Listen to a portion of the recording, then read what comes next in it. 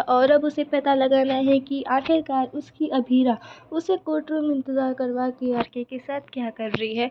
तो इधर चारू कर रही है अभीर से बात, क्योंकि अभीर यहाँ चाहता है कि चारू उससे मिले और उससे मिलकर सारे गिला शिकवा दूर करे। तो यहाँ पर चारू अभीर से बात करने पर पूरी तरीके से डूबी हुई है और उसे ज़रा सा भी अंदाज़ा नहीं है कि पीछे से दादी सा आ रही है। दादी सा यहाँ पर अपने ऑफिशियल काम से अपनी प्यारी सी पोती चारू के पास आ रही है, लेकिन आर्यन वहाँ पे उसे रोक लेता है और उसे रोक के कहता है कि नहीं, आप वहाँ नहीं जा सकती, वो एक अपने इम्पोर्टेंट क्लाइंट से बात कर रही है। तो इस तरीके से आर्यन यहाँ पर चारू को बचा लेता है। अबीर यहाँ पर जिद करता है आरू से कि वो उससे एक बार लास्ट टाइम मिले, तो उसके लिए चारू हाँ कर देती है कि ठीक है, मैं अब तुमसे मिलूँगी, लेकिन ये लास्ट टाइम होगा, इसके बाद मैं तुमसे कभी भी नहीं मिलूँगी।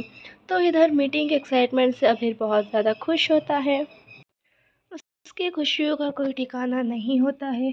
तो इधर आरके अबीरा को लेकर आ जाता है, क्योंकि आरके की मदर की हालत काफ़ी ज़्यादा ख़राब है और वो कहती है कि वो सिर्फ अपनी बहू के हाथ से ही गोलियां खाएगी। तो यहाँ पर अबीरा आ जाती है। अबीरा को आते से ही उसकी माँ काफ़ी सुधरने लगती है और कहती है, कहाँ थी बेटा, मैं तुम्हारा कल से इंतज़ार कर रही थी। तो यहाँ पर ये आ जाती है और कहती है कि मैं बस आपके ही पास आने वाली थी। तो यहाँ पर आरके की मदर अबीरा के हाथ से गोलियां खा लेती है और कहती है कि आज बसंत पंचमी है, आज पति अपनी पत्नी के बालों में गजरा लगाता है ताकि उनका रिश्ता हमेशा के लिए बना रहे। तो यहाँ पर बात आती है कि आरके अबीरा के माथे में ये गजरा लगाएगा। हम देखते हैं कि क्या आरके अबीरा के बालों में गजरा लगाता है। तो यहाँ पर अबीरा के लिए कि धर्म संकट होता है, तो यहाँ पर माजी चली जाती है कुछ सामान लेने के लिए, और आरके यहाँ अबीरा के बालों में गजरा लगाने वाला होता है। और ये सब कुछ होते हुए पीछे से अरमान देख लेता है और यहाँ पर अरमान के लिए एक नई गलतफहमी तैयार हो जाती है। लेकिन अरमान आरके का हाथ रोक देता है और अबीरा के बालों में वो खुद गजरा लगाता है और कहता है कि वो अबीरा के बालों में और किसी को गजरा नहीं लगाने देगा। तो यहाँ पर वो आरके के हाथों से गजरा ले लेता है और अबीरा के हाथ में लगा देता है। इधर अरमान गजरा लगाने के बाद वहाँ से निकल जाता है, तभी उसकी माँ आ जाती है और वो किसी लड़के को वहाँ से जाते हुए देखती है। ये लड़का वही होता है जिसे आरके की मदर आरके के अपना आरू के बुलाती है।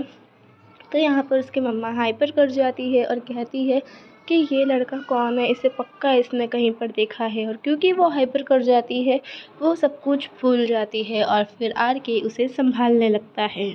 इधर आरके की मम्मा हाइपर हो जाती है, तो अबीरा को मौका मिल जाता है वहाँ से बाहर निकलने के लिए, और वो बाहर निकल कर अरमान को वहाँ पर एक्सप्लेनेशन देती है कि उसने ऐसा क्यों किया है। यहाँ पर वो आरके की मम्मी की सारी हालत, सारी मेंटल कंडीशन बताती है और उसे बताती है कि उसने ऐसा क्यों किया, उसे ऐसा क्यों करना पड़ा।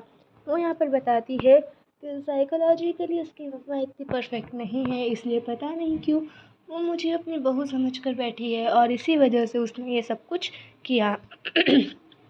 और इस बात पे अरमान विश्वास भी कर लेता है, लेकिन उसका दिल टूट चुका हुआ होता है, क्योंकि वो आज कोर्ट में नहीं आई थी और कोर्ट में अरमान अकेला खड़ा था।